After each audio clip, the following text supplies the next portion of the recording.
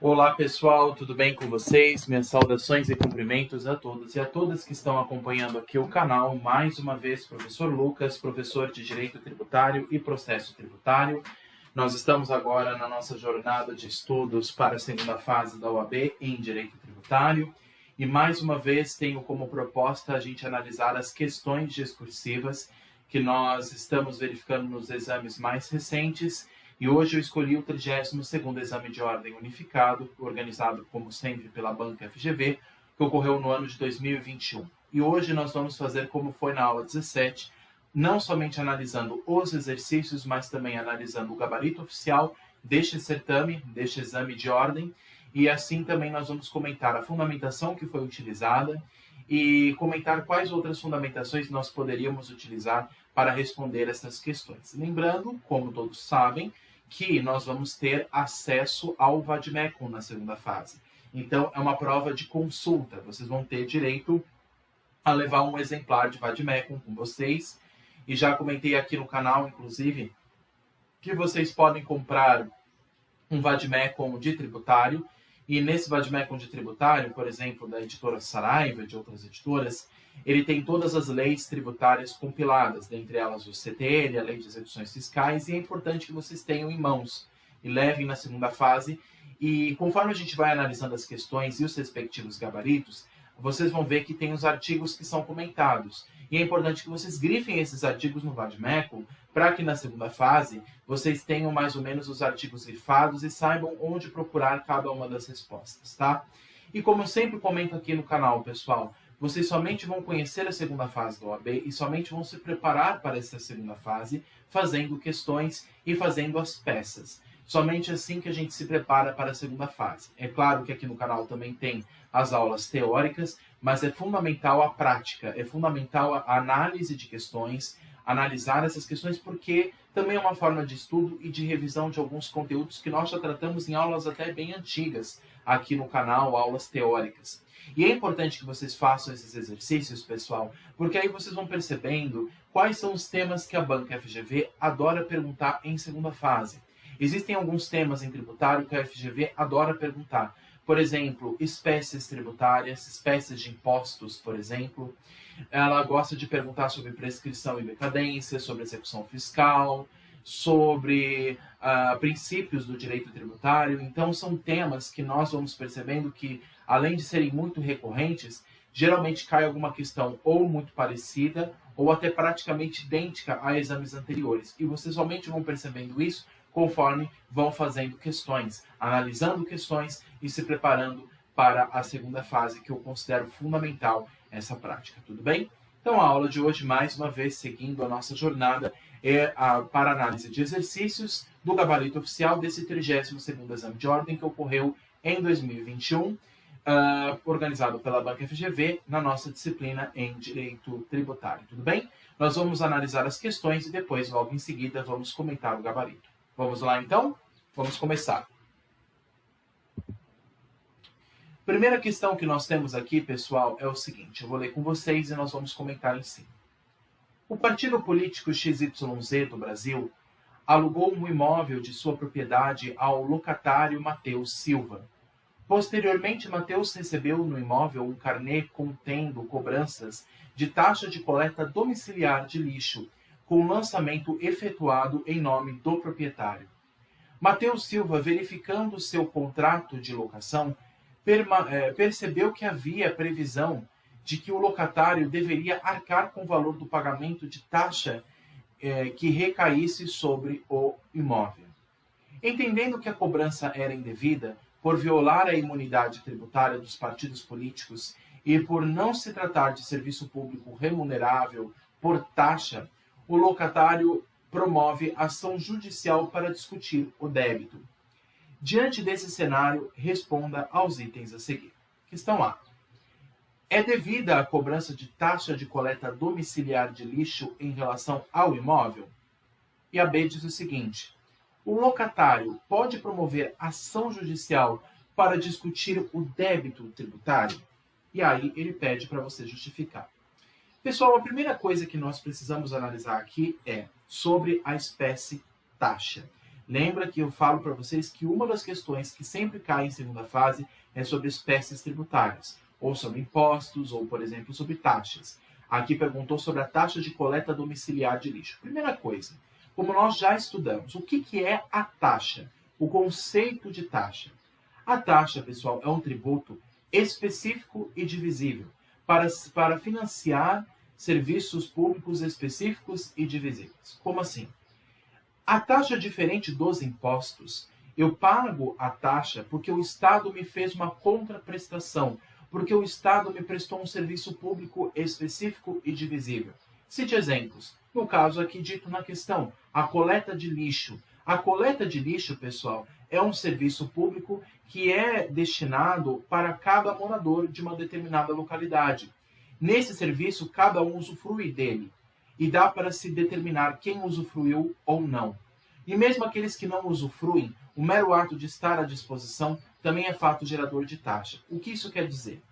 A taxa, pessoal, é um tributo que serve para financiar esse tipo de serviço. Um serviço público que é prestado pela União, ou pelo município, pelo Estado, por qualquer ente federado, que presta um serviço individual para aquele contribuinte.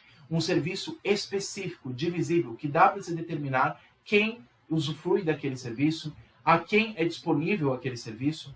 Diferente dos impostos. Os impostos eles servem para financiar os serviços gerais de todo o Estado. Então, quando o Estado presta um serviço educacional ou um serviço de saúde, são serviços gerais, públicos gerais. Então, não dá para saber quem é que usufruiu ou não.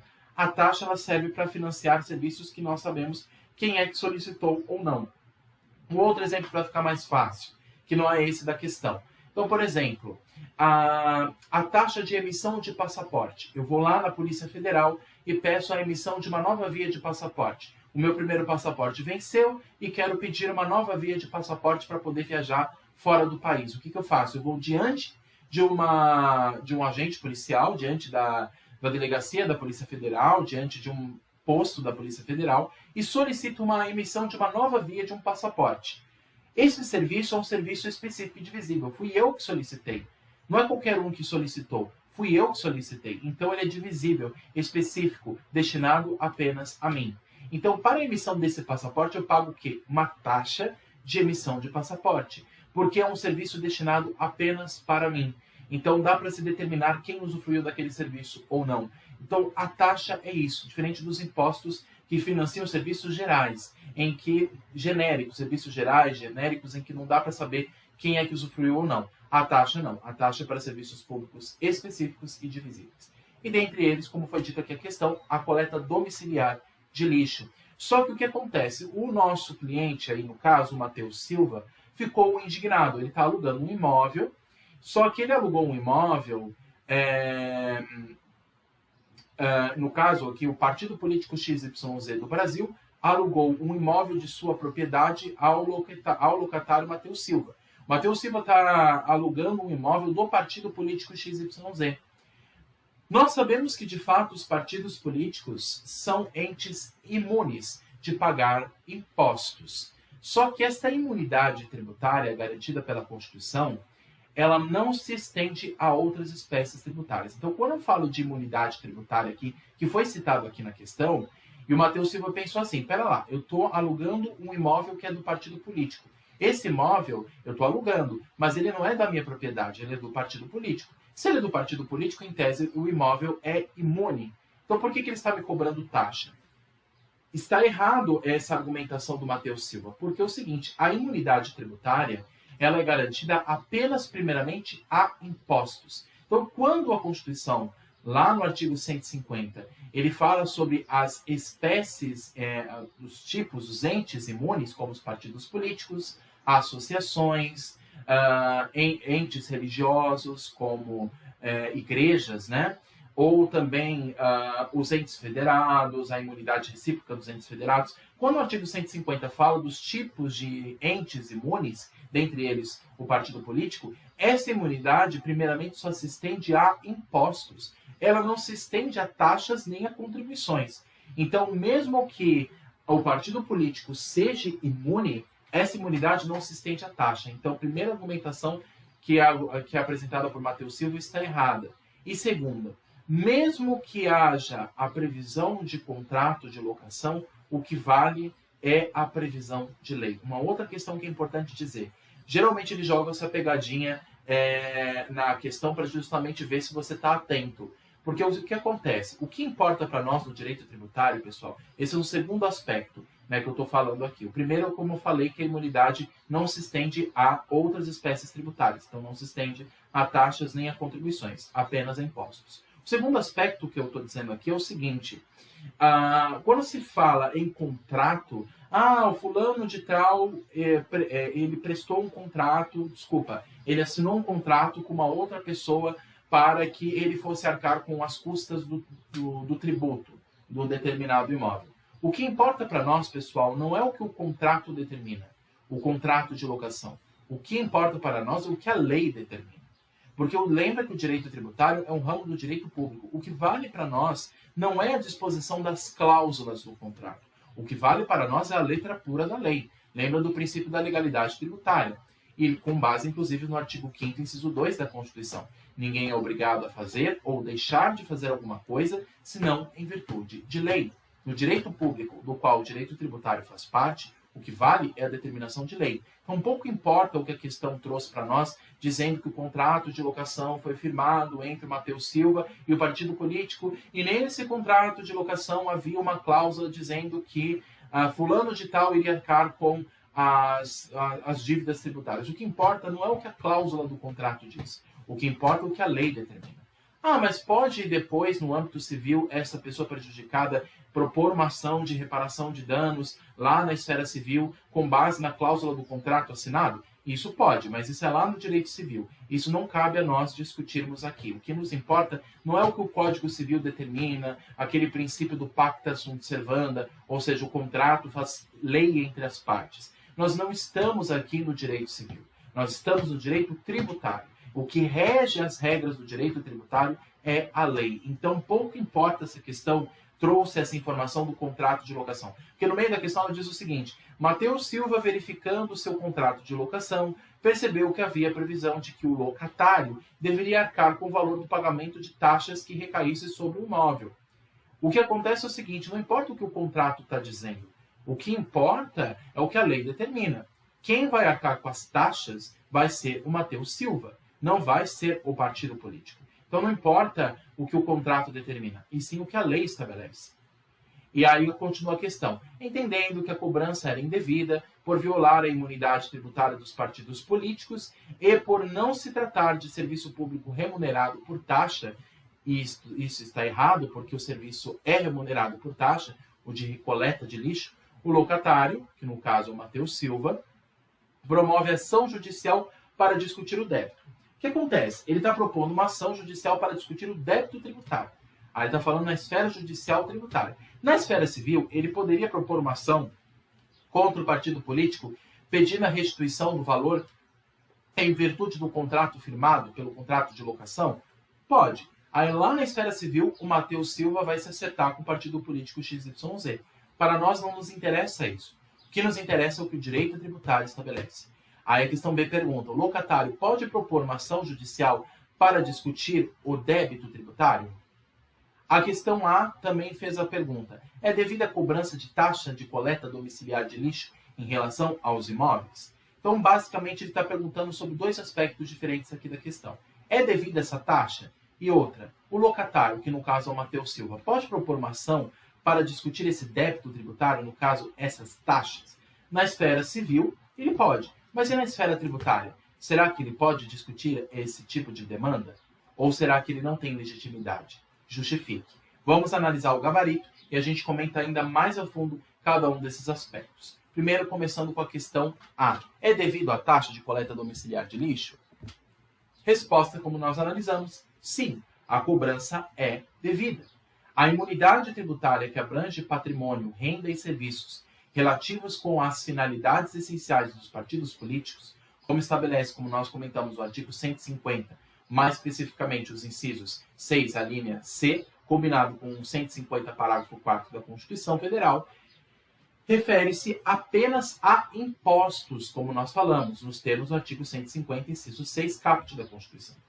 Ademais, o STF, por meio da súmula vinculante 19, já acentuou que a referida taxa é constitucional, por se tratar de serviço público específico e divisível, que não viola o artigo 145, inciso 2, da Constituição Federal. Então, como nós falamos, serviço público específico e divisível é um dos fatos geradores que incide taxa. Aqui nós não estamos falando de impostos, nós estamos falando de taxa. A taxa é para serviços públicos específicos e divisíveis. Então, nesse caso, se encaixa perfeitamente a coleta de lixo.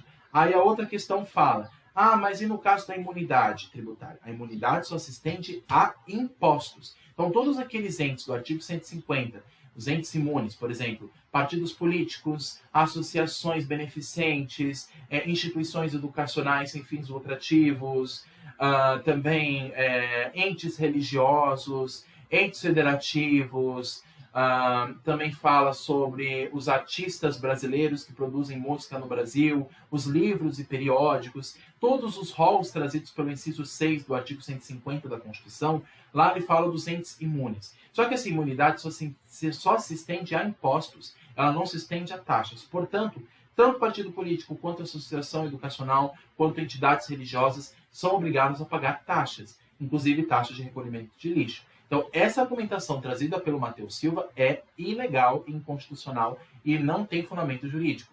Então, a imunidade tributária só se estende a impostos. Ela não se estende a outras espécies, nem a taxas, nem a contribuições. Aí a questão B, ela tinha perguntado o seguinte. Ela perguntou, será que o Matheus Silva, por ter firmado esse contrato de locação, ele poderia ter proposto uma ação na esfera judicial para pedir a restituição desse débito ou para exigir a anulidade desse débito tributário, né, dessa taxa? A resposta é não. Por quê? O contribuinte é o proprietário e não o locatário. Então, o proprietário é o partido político. Somente o partido político poderia propor essa ação e não o locatário. Não podendo o locatário opor ao fisco seu contrato de locação, nos termos do artigo 123 do CTN e também da súmula 614 do Superior Tribunal de Justiça. Olha o que ele diz, a súmula, né? O locatário não possui legitimidade ativa para discutir a relação jurídico-tributária de IPTU e de taxas referentes ao imóvel alugado, nem para repelir, nem para repetir indébitos nesses tributos. Então, o que acontece, pessoal? A pessoa está alugando um imóvel, ela não tem a propriedade deste imóvel. O único que poderia propor uma ação anulatória, ou uma ação de repetição de indébito, ou qualquer outro tipo de ação na esfera judicial, somente é aquele que tem a propriedade desse imóvel. Tanto na matéria de IPTU, que é o Imposto sobre a Propriedade Predial e Territorial Urbana, como também as taxas que envolvem os serviços prestados àquele imóvel, como a taxa de recolhimento de lixo, a taxa, por exemplo, de serviço regular de polícia, né, de fiscalização do imóvel, quando uma autoridade da prefeitura verifica se o imóvel está em plenas condições de funcionamento. Então, as taxas, somente, assim como o IPTU, somente podem ser questionadas pelo proprietário do imóvel. O Matheus Silva não é o proprietário do imóvel, é apenas o partido político XYZ. Nesse caso, então, é inconstitucional a propositura desta ação. É claro que o direito de ação, pessoal, ele é um direito garantido a todos. E na esfera judicial, o Matheus Silva poderia propor essa ação judicial. O Matheus Silva poderia ir lá na esfera judicial propor uma ação de restituição do valor pago indevido, pedindo que o partido político arque com as custas? Poderia, e ele tem esse direito de ir na esfera civil. Mas o que nos interessa aqui, e vocês poderiam até colocar isso na fundamentação jurídica, o direito de ação é um direito universal. Mas para essa matéria específica, em direito tributário, quem pode propor é apenas o proprietário do imóvel, não o contribuinte. Apenas na esfera civil, o Matheus Silva poderia propor a sua demanda, não na esfera tributária, como a questão perguntou no item B. Então, resposta sim para A e não para a B. Tudo bem? E aqui os respectivos artigos e súmulas que eu recomendo, pessoal, que vocês grifem no Vadmecum de vocês, porque geralmente são súmulas que sempre são repetidas ao longo das questões de segunda fase. Tudo bem? Se ficarem dúvidas, pessoal, por favor, deixem nos comentários e eu vou respondendo vocês conforme a análise de cada questão, conforme o tempo aqui, tudo bem? Então, se vocês tiverem dúvidas, por favor, deixem nos comentários e eu vou esclarecendo para vocês, tudo bem? Essa é o gabarito da questão de número 1, desse 32º exame. Vamos para o próximo, então. Questão 2. Uma outra questão sobre espécie tributária. Olha lá, vamos lá. João, residente no estado X, é proprietário do veículo licenciado no município Y, situado no estado X.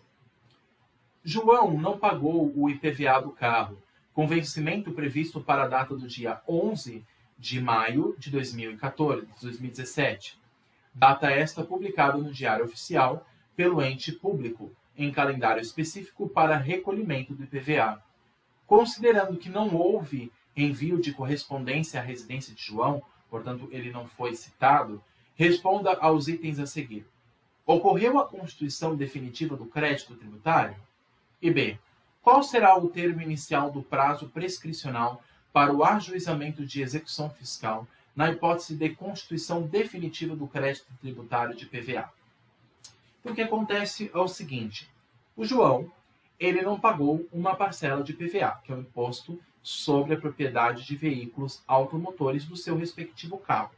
E esse carnê, esse valor que ele tinha que pagar, ele tinha um vencimento no dia 11 de maio de 2017. Lembrando que essa prova caiu em 2021, tá? Então, a prova que nós estamos analisando, pessoal, ela caiu em 2021, tá? É uma prova que caiu no ano de 2021. Então, está tomando como base o ano que essa prova foi aplicada, tá? Esse exame ocorreu em 2021.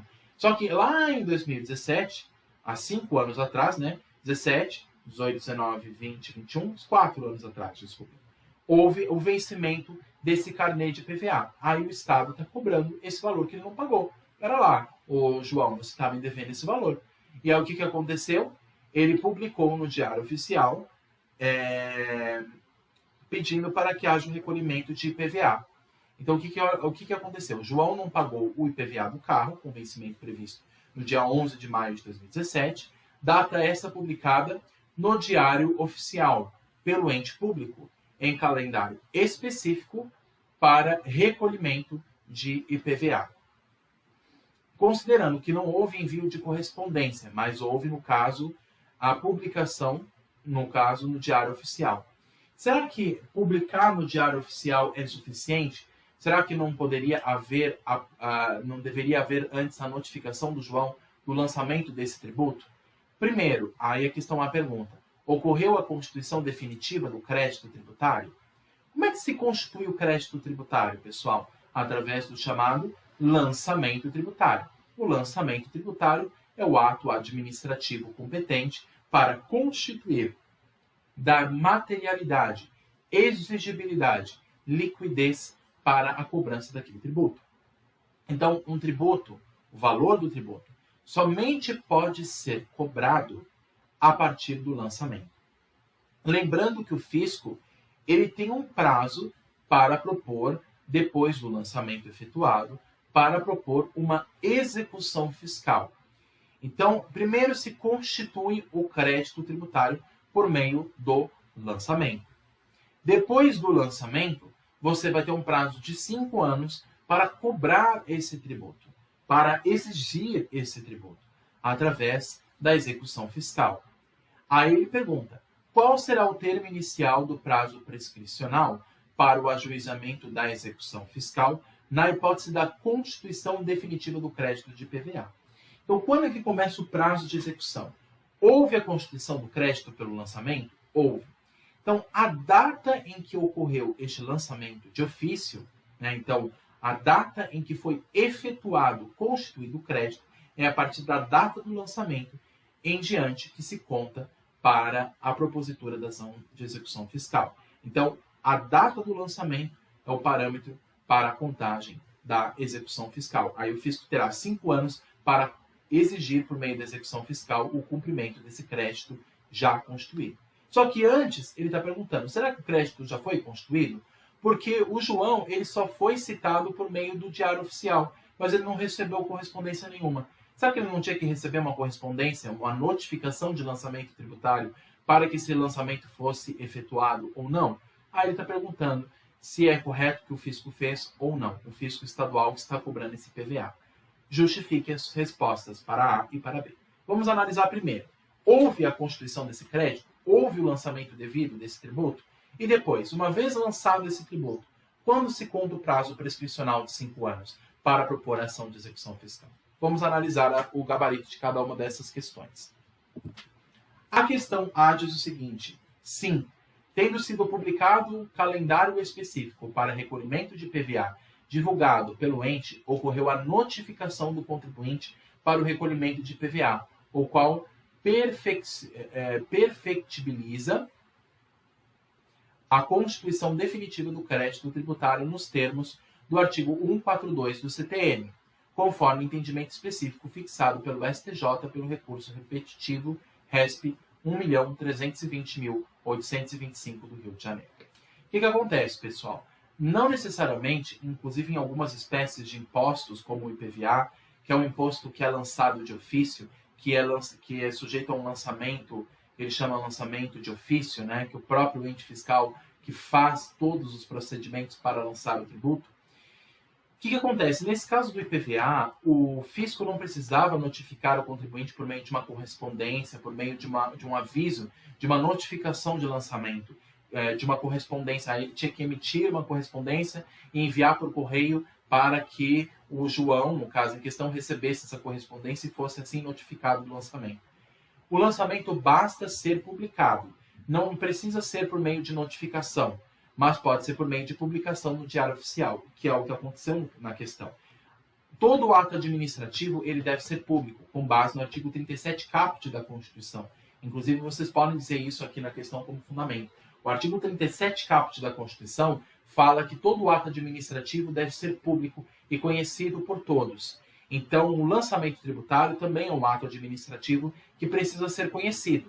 E para que ele seja conhecido, é somente através de uma publicação, ou por meio do envio de uma correspondência, de uma notificação de lançamento tributário, ou por meio, como foi o caso, da publicação em diário oficial do ente público, no caso, no Diário Oficial do Estado. Então, houve a publicação no Diário Oficial. Então, isso é suficiente para que haja, no caso, a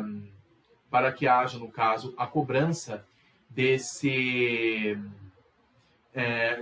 para que haja a constituição deste tributo. Então, basta que ele seja publicado. Se não é por meio de uma notificação individual ao contribuinte, a publicação em Diário Oficial é suficiente, ainda mais para IPVA, como também para IPTU, que são ambos impostos sujeitos a lançamento de ofício. Tá? Não precisa de uma notificação específica ao contribuinte. Então, como foi publicado, o ato é válido, é lícito e houve, assim, a constituição do crédito por meio do lançamento, com base no artigo 142 do CTN. Tudo bem? Aí a questão B diz o seguinte, o gabarito da questão B. Na hipótese de constituição definitiva de crédito de PVA por meio do lançamento, o prazo prescricional deverá ser contado a partir do dia seguinte à data estipulada para o vencimento do imposto, ou seja, a partir do dia 12/5/2015, conforme entendimento específico do STJ em recurso repetitivo também do recurso especial 1.320.825 do Rio de Janeiro. Pessoal, aqui eu acho que, na verdade, é um caso específico, né, que ele trouxe de IPVA. Geralmente, o que se conta é a data do lançamento efetuado. Mas o que acontece? Ele toma como base a data do vencimento do imposto, no dia 12/5/2017. Uma vez vencido essa data, o fisco teria o prazo para propor essa execução. Então, vamos analisar a questão anteriormente. Olha só o que a questão disse aqui. Ela trouxe até uma pegadinha, né? João não pagou o IPVA do carro com o vencimento previsto para a data do dia 11/5/2017. O que acontece? Uma vez lançado o tributo, o contribuinte ele tem um prazo, se não me engano, de 30 dias para, a partir do lançamento, fazer o pagamento. Aí o prazo desse vencimento, a partir do lançamento, esse prazo era até o dia 11/5. Então, esse prazo de 30 dias, contados do lançamento até o vencimento, foi datado aqui no dia 11 de maio de 2017. Uma vez vencido esse crédito, aí sim é que se pode cobrar. Então, eu peço até aqui desculpas, pessoal, eu falei a data do lançamento. Na verdade, não. Não é em si a data do lançamento que conta o prazo de execução fiscal. Se conta o prazo a partir da data do vencimento para o pagamento do crédito. Então, uma vez lançado o tributo, o contribuinte tem um prazo de 30 dias para pagar. E aí, depois desses 30 dias, aí o fisco tem um prazo de 5 anos para exigir judicialmente, por meio da ação de execução fiscal, o cumprimento desse crédito. Então, é contado da data do vencimento do tributo e não em si do lançamento. Porque do lançamento até o vencimento, o contribuinte pode pagar a qualquer momento. Passada a data do vencimento, aí o contribuinte não tem mais como o que fazer. Aí tem que o Estado cobrar por meio de uma ação de execução fiscal. Nesse caso, então, o prazo é contado não do lançamento, mas é contado a partir do vencimento daquele carnê do imposto já constituído. E é essa a questão que ele trouxe aqui com base no recurso repetitivo 1.320.825. Tudo bem? Peço até desculpas aqui, pessoal, dessa informação que eu passei para vocês. Não é a partir da data do lançamento, mas é a partir da data do vencimento daquele crédito que o contribuinte tem que pagar. Se ele não pagar naquela data estipulada, aí sim o Estado tem até 5 anos para exigir, por meio de uma ação de execução fiscal, regido pela Lei 6.830 de 80, tem um prazo de até 5 anos para exigir judicialmente o cumprimento dessa obrigação. Tudo bem? Espero que tenha ficado claro, pessoal, algumas argumentações minhas, mas se não ficou, por favor, deixem os questionamentos aqui embaixo que eu vou respondendo vocês. Tudo bem? Vamos para a questão 3. Lei municipal fixou determinada área do município como zona de extensão urbana, de expansão urbana. Contudo, a região ainda não conta com melhorias típicas das áreas urbanas, tais como meio-fio ou calçamento, canalização de águas pluviais, abastecimento de água, sistema de esgotos sanitários, rede de iluminação pública, escolas privadas ou posto de saúde. A maior parte dos terrenos da região é ocupada por possuidores que ali instalaram para suas moradias. Os possuidores se surpreenderam quando começaram a receber os carnês de IPTU do município, insurgindo-se contra a cobrança. Sobre a hipótese apresentada, responda aos itens a seguir. É possível que meros possuidores sejam considerados contribuintes de IPTU pelo município? É possível cobrar IPTU em tal zona em que ausentes melhorias típicas de áreas urbanas? Justifique. Pessoal, existe uma questão muito interessante aqui, que é a questão 3, que ele faz uma confusão justamente para que engane o candidato. Então a gente tem que tomar muito cuidado, pessoal. Eu estou percebendo nesse exame que ele traz bastante pegadinhas aqui, e a gente tem que tomar cuidado, porque a gente acaba caindo assim e bate o olho na questão e diz, pera lá, essa cobrança aqui é indevida, porque eu me lembro que na lei diz que a zona urbana tem que ter áreas pluviais, tem que ter meio-fio, tem que ter calçamento, canalização de águas pluviais, sistema de esgotos e assim por diante. Temos que tomar um certo cuidado aqui, pessoal. Qual que é o conceito de zona urbana e qual que é o conceito de zona rural? E por que é importante saber desses conceitos? Porque justamente aí que a gente vai saber quando se cobra IPTU, que é para zonas urbanas, ou o ITR, que é o Imposto Territorial Rural, para zonas rurais. O IPTU, lembrando que é de competência dos municípios, e o ITR, que é o Imposto Territorial Rural, é de competência da União. Embora os municípios cobrem em nome da União o ITR, mas o ITR em si, a competência é da União, é um imposto federal. Então o IPTU é municipal e o ITR é federal. O que aconteceu aqui? Imaginemos que estejamos numa região de campo. E nessa região de campo, num determinado município aqui do Brasil, é uma região muito precária. Não tem calçamento, não tem canalização, não tem esgoto, não tem rede de iluminação pública, não tem escola privada, não tem posto de saúde, não tem nada. É uma região precária.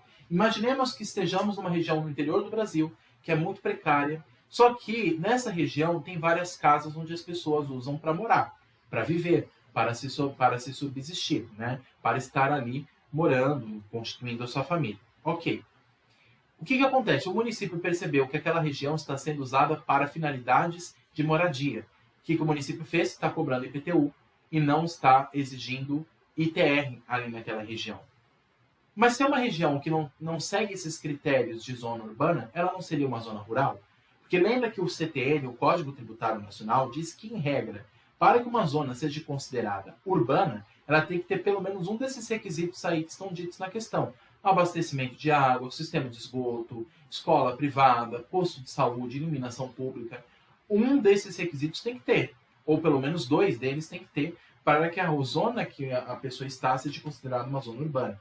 Só que a zona onde estão essas casas é uma zona muito precária, não tem nada disso. Não tem abastecimento de água, não tem águas pluviais, não tem posto de saúde, não tem escola privada, não tem sistema de esgoto decente, não tem iluminação pública. Então seria uma zona rural, em tese, né? Uma zona abandonada. Só que o que acontece, pessoal, é o seguinte: para que seja uma zona rural ou uma zona urbana, não basta apenas ter esses critérios. É necessário também analisar a finalidade. Porque mesmo que o imóvel esteja no meio da cidade, se o imóvel tem finalidades agropecuárias, aquele imóvel é rural. Agora, se o imóvel está em uma zona supostamente rural, mas que tem finalidade de moradia, de comércio, de industrialização, essa finalidade não é rural, é uma finalidade urbana.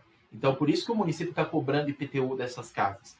Porque mesmo que elas estejam em uma região precária, que em tese não se constituiria uma zona urbana, por não ter esses requisitos estabelecidos em lei, a finalidade deste imóvel não está sendo rural, está sendo urbana, finalidade de moradia, residência.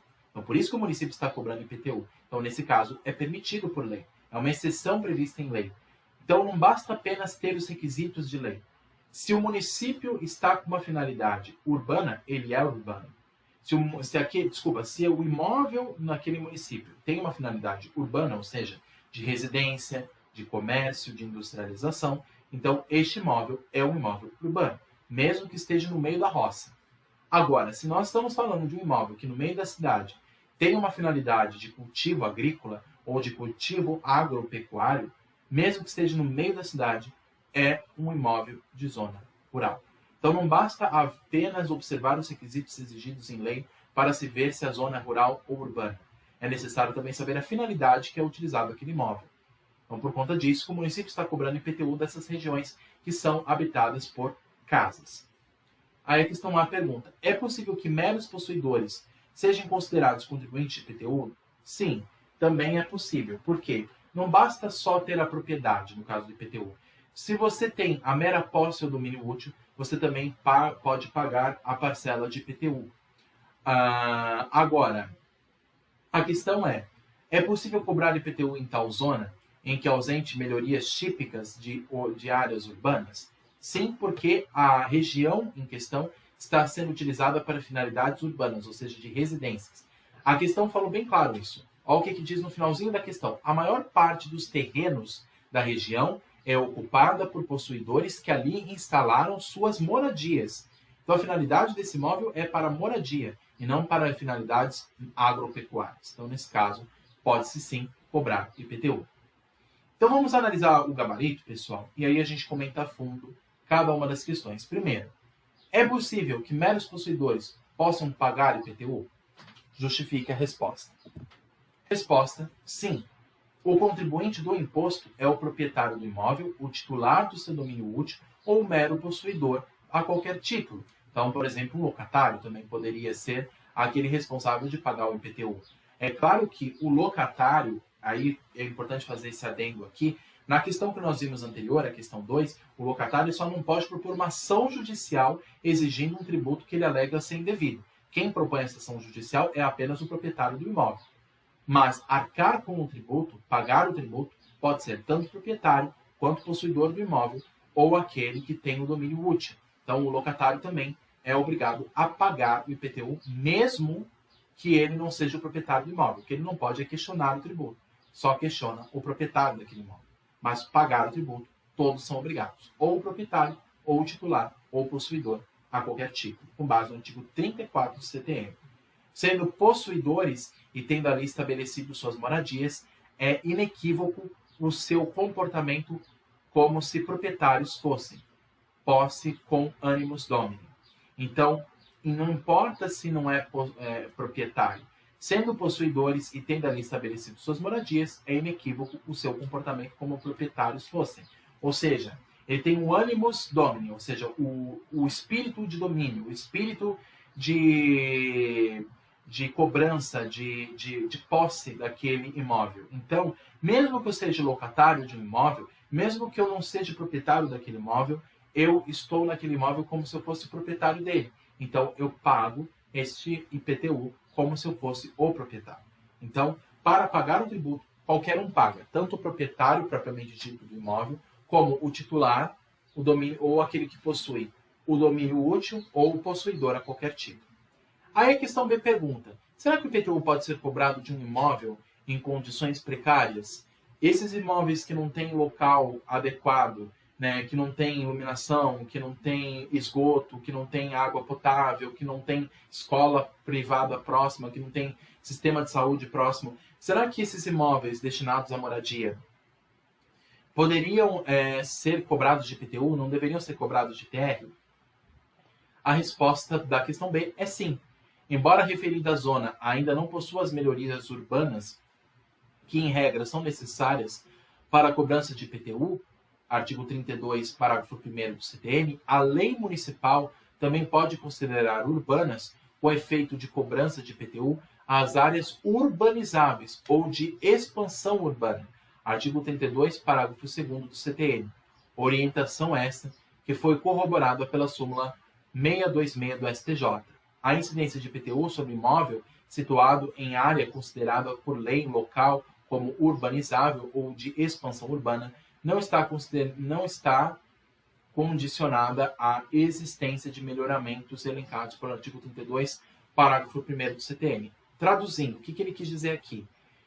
O imóvel não precisa estar necessariamente com todas as condições estabelecidas em lei.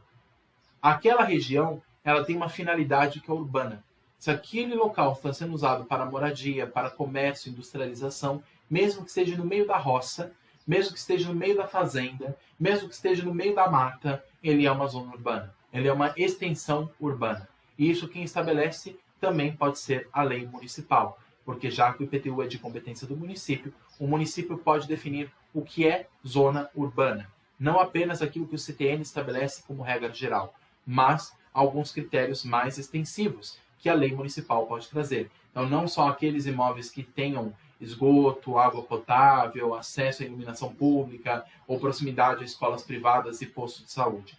O imóvel ele é considerado urbano por lei municipal se ele tem essa finalidade urbanizável, se ele tem como finalidade a moradia ou o comércio. Então, nesse caso, aqui por lei municipal, o conceito de urbano poderia ser estendido a estas casas. E aí, portanto, o município pode cobrar, sim, IPTU, afastando a competência federal de TR. Tá bom? Então, questão B, que trouxe aí uma pegadinha muito grande. E aí a gente tem que tomar muito cuidado, hein, pessoal? Porque muitas vezes a FGV traz exceções previstas em lei e também em súmulas do STF, do STJ. Fiquem atentos a isso, tudo bem? E sugiro que vocês grifem a súmula 626 do STJ para que vocês tenham ela como parâmetro para vocês para os próximos exames, tudo bem? Porque tem geralmente questões que acabam repetindo textos de súmulas do STF ou do STJ ou as súmulas vinculantes do STF também, tá bom? Vamos então para a questão de número 4. Questão 4, que é a nossa última questão aqui do bloco. Eu sei que a aula está ficando bem extensa, mas eu estou tentando trazer o máximo de informações possíveis. E como eu sempre falo, pessoal, havendo dúvidas, deixem aqui nos comentários. Vamos lá. Após se lograr vencedora em um processo licitatório privado para fornecimento de 300 notebooks para a Associação X, reconhecida como entidade beneficente de assistência social, a pessoa jurídica alfa ingressa com um mandado de segurança visando afastar o pagamento de ICMS, incidente na importação desses notebooks sob o fundamento de que a Associação X, destinatária final das mercadorias, possui imunidade tributária, por força do dispositivo do artigo 150, 6, a linha C da Constituição Federal. Diante desse cenário, responda aos itens a seguir. Quanto ao mérito, procede o argumento da pessoa jurídica alfa? Questão B. Caso o ICMS incidente na importação seja recolhido a maior por alfa e o seu valor seja embutido no preço da venda pela Associação X, poderia essa associação ingressar com pedido de restituição do imposto recolhido na importação? Justifique. Então, olha o que está acontecendo aqui, pessoal. Eu vou repetir, inclusive, novamente, para ficar bem claro, o enunciado da questão, para a gente poder analisar juntos. Vamos lá. Após se lograr vencedora de um processo licitatório privado para fornecimento de 300 notebooks para a Associação X, então houve um processo de contratação pública e uma empresa ganhou esse processo de licitação. Reconhecida como entidade beneficente de assistência social, a pessoa jurídica alfa ingressa com mandado de segurança, ou seja, com remédio constitucional, visando afastar o pagamento de ICMS incidente na importação desses notebooks que ela vai oferecer a essa associação, sob o fundamento de que a Associação X, destinatária final das mercadorias, possui imunidade tributária com força no dispositivo do artigo 156, a linha C. Então, o que está acontecendo? A empresa que está comprando esses notebooks e que ganhou o processo de licitação e que vai, portanto, oferecer esses notebooks para a Associação X, esses notebooks, como vão ser dados à associação, como vão ser concedidos a essa associação é um ente, no caso, um ente imune. E ela não é obrigada a pagar impostos. Só que quem está cobrando não é a associação. Quem está comprando, no caso, o notebook, é, no caso, uma outra entidade, né? É um outro ente, no caso, uma empresa, né, que está fazendo isso, que está comprando esses notebooks, essa pessoa jurídica alfa, que está comprando esses notebooks e vai conceder essa associação, que é uma entidade beneficente de assistência social. A entidade beneficente, a gente sabe, com base no artigo 156, a linha C, como a própria questão diz, que é um ente imune. Só que não é a associação que está cobrando ou que está comprando o notebook. Quem está comprando é a pessoa jurídica alfa, que não é um ente imune. Quem é a associação. Só que a pessoa jurídica pensou assim, eu não sou imune, mas quem vai receber esses notebooks é imune, no caso, a Associação X. Então, por conta disso, essa imunidade não poderia se estender para mim? Já que eu vou conceder esses meus notebooks para uma entidade privada, que é sem fins lucrativos, eu vou dizer um exemplo, assim, pessoal, para ficar um pouco mais claro. Que assim, eu acho que com exemplos fica muito mais fácil de entender. Vamos imaginar que a empresa, pensando a empresa Dell, a Dell que é uma empresa de computadores, tá? A Dell, ela prestou um serviço público com a Prefeitura de São Paulo. Ela ganhou um processo de licitação com a Prefeitura de São Paulo. Vamos imaginar um exemplo assim, para ficar mais fácil, tá? Para ficar mais tranquilo a gente entender. Legal. A Dell, ela ganhou uma licitação com a Prefeitura de São Paulo para que ela compre computadores e com esses computadores ela ceda à Prefeitura para que a Prefeitura utilize esses computadores para escolas de crianças, para material didático nas aulas. Ok. Só que a empresa ela vai ter que arcar com o ICMS pela circulação de mercadorias. Tudo bem. Só que ela pensou assim, tudo bem, eu não sou um ente imune. A Dell não é um ente imune, é um ente privado. Ela tem que arcar com os impostos. Só que ela vai conceder esses notebooks para um ente imune, no caso, para o município. Então, não faz sentido eu pagar ICMS se esse produto vai ter como destinatário final um ente imune. Então, ela está querendo dizer o seguinte, a empresa jurídica, no caso em questão, está propondo um mandado de segurança na esfera judicial, pedindo ao juiz, excelência, eu não quero pagar esse ICMS. Por que eu não quero pagar esse ICMS? Porque o ente que vai receber estes computadores, que no caso em questão aqui é a Associação X, que é o destinatário final das mercadorias, ele é um ente imune tributário. Então a imunidade dele se estende ao produto que eu estou comprando e que vou conceder a ele. Será que a imunidade ela se estende dessa forma? Será que existe, pessoal, imunidade que se estende dessa maneira?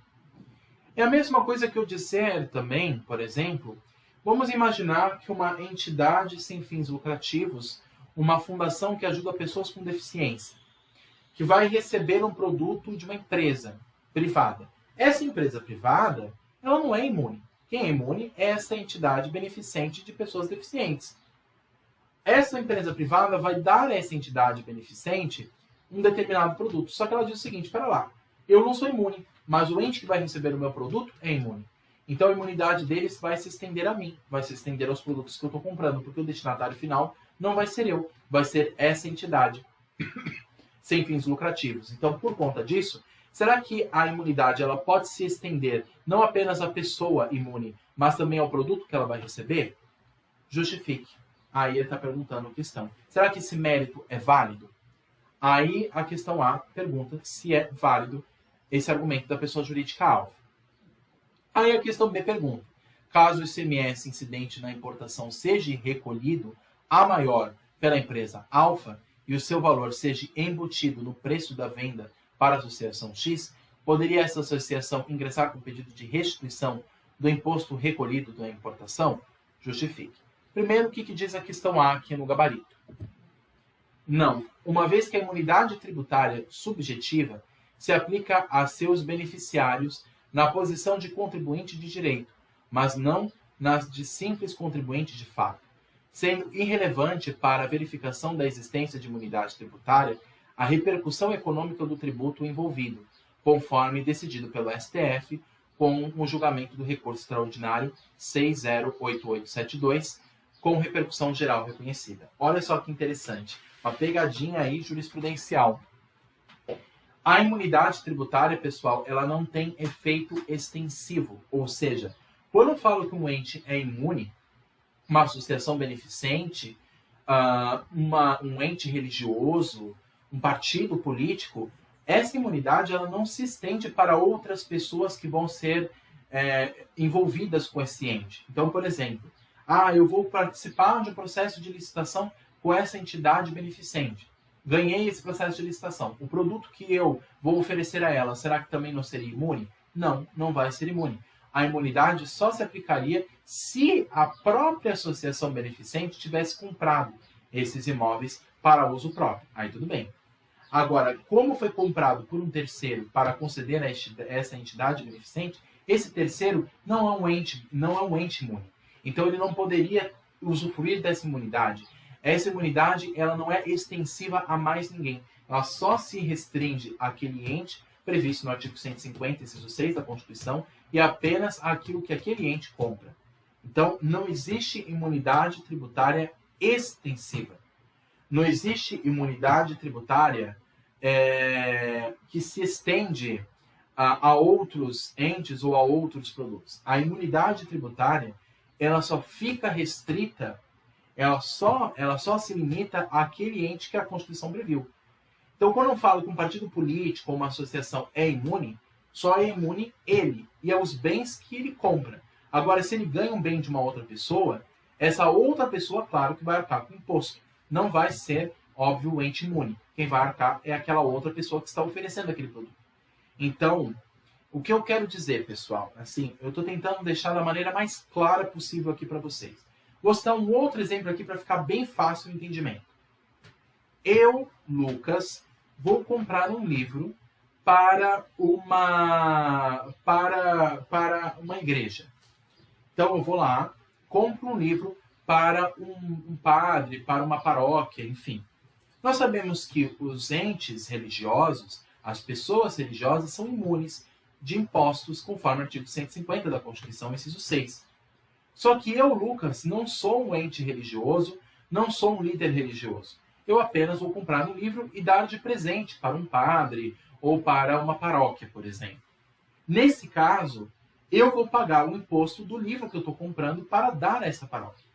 Agora, se essa paróquia ou esse padre comprasse o livro para uso próprio, aí sim eles eram usufruídos da imunidade tributária. Agora, eu, Lucas, não sou um ente religioso, não sou uma igreja, ou não sou um líder religioso. Então, não poderia ser beneficiado por essa imunidade.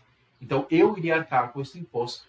E a imunidade que se beneficia este ente religioso não poderia se estender a mim por analogia. Não existe extensão de imunidade por analogia ou por outro meio. A imunidade se aplica taxativamente apenas àquele ente previsto no artigo 156. Tudo bem? Da mesma forma se aplica aos partidos políticos, aos artistas brasileiros que produzem música no Brasil, todos aqueles entes previstos no artigo 156. Tudo bem? Pessoal, essa é a explicação que eu queria trazer aqui para A. A questão B. A resposta para a pergunta B. Será que, voltando lá à questão, caso o ICMS incidente na importação seja recolhido a maior pela empresa jurídica, né, pela pessoa jurídica alfa, e o seu valor seja embutido no preço da venda para a associação X, poderia essa associação ingressar com pedido de restituição do imposto recolhido na importação? Justifique. Questão é não, uma vez que o contribuinte de fato não detém legitimidade ativa para pleitear a restituição dos valores pagos a título de tributo indireto recolhido pelo contribuinte de direito por não integrar a relação jurídico-tributária pertinente. Nesse sentido, decidiu o STJ, no julgamento do recurso especial 903.394, sob o regime de repetitivos. O contribuinte de direito é o sujeito passivo que tem relação pessoal e direta com o fato gerador, nos termos do artigo 121, parágrafo único, inciso 1 do CTE. Na cadeia tributária, é quem recolhe o tributo ao fisco.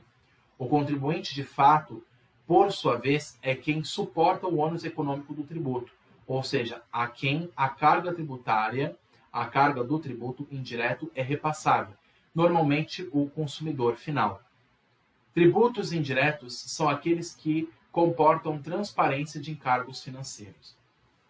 Vou citar um exemplo aqui, pessoal, para ficar bem claro o que a questão está querendo dizer.